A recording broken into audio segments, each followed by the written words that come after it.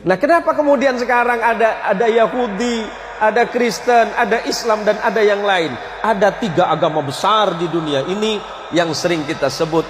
Kalau kita mengacu kepada 3 agama besar ini, mulai dari Yahudi, kemudian Kristen, dan yang paling terakhir adik bungsu namanya Islam.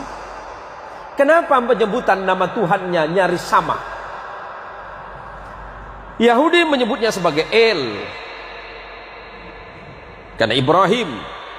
Taurat menyebutnya Abraham, Injil menyebutnya Abraham, Quran menyebutnya Ibrahim. Ibrahim bukan bangsa Arab, jangan terkecoh. Ibrahim itu bukan bangsa Arab. Kalau Ibrahim itu bangsa Arab, berarti bangsa Yahudi juga Arab. Bukan. Ibrahim itu berasal dari Mesopotamia, yang kemudian sering kita sebut sebagai Irak hari ini, atau dulu sering kita sebut Babilonia. Ibrahim lahir di satu tanah yang bernama Ur Kaldania. Kemudian Ibrahim menyeberang ke Mesir, maka Ibrahim disebut dengan Abraham. Abraham di dalam bahasa bangsa-bangsa Nabi yang terdahulu artinya orang yang melintas. Apa yang dilintasi? Gurun. Ibrahim menikah dengan perempuan Mesir yang bernama Sarah, melahirkan anak laki-laki yang bernama Ishak. Kemudian Ibrahim menikah lagi dengan perempuan yang berasal dari Palestina. Injil sering menyebutnya Kanaan atau Filistin. Punya anak laki-laki namanya Ismail. Maka ujung El itu menunjukkan Tuhan.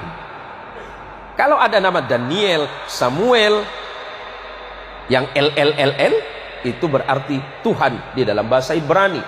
Kemudian anak keturunannya, saya singkat saja. Ibrahim punya anak namanya Ishak, menurunkan anak laki-laki namanya Jacob di dalam Injil. Quran menyebutnya Yakub. Kemudian Allah menyebutnya Israel. Injil menyebutnya Israel. Ezra artinya kekasih, El artinya Tuhan, karena Yakub adalah kekasih Tuhan atau kekasih Allah. Yakub punya anak 12 orang bersaudara yang sering disebut sebagai Bani Israel, karena anak keturunan Yakub. Yakub disebut Israel, anak Yakub disebut Bani Israel. Siapa? 12 orang. Yusuf bersaudara. Abangnya Yusuf bernama Lewi. Lewi punya anak namanya Imran. Imran punya anak namanya Moses. Dalam Injil, Quran menyebutnya Musa. Dan punya adik yang bernama Harun. Adik Lewi namanya Yahuda, yang kelak menjadi cikal bakal nama agama Yahudi. Yahuda punya keturunan terus. Salah satunya bernama David. Di dalam Injil disebut sebagai The King of David. David punya anak namanya King of Salomo. Al-Quran menginformasikan sebagai Sulaiman. Sulaiman punya 2 orang anak yang kemudian tidak jadi nabi, tapi keturunannya ada yang bernama Imran. Imran menikah dengan Hana. Hana dan Imran punya anak yang Quran menyebutnya Maryam, Anda menyebutnya Maria.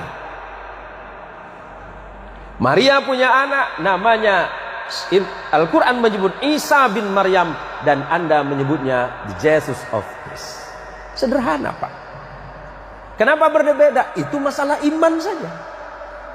Hari ini kita tidak sedang mempertentangkan iman, tetapi bagaimana kemudian kita merajut perbedaan-perbedaan yang ada untuk menjadi sebuah sumber kekuatan bagi sebuah bangsa besar yang bernama manusia. Lebih-lebih kita adalah bangsa Indonesia yang luar biasa. Tepuk tangan untuk Indonesia, Pak.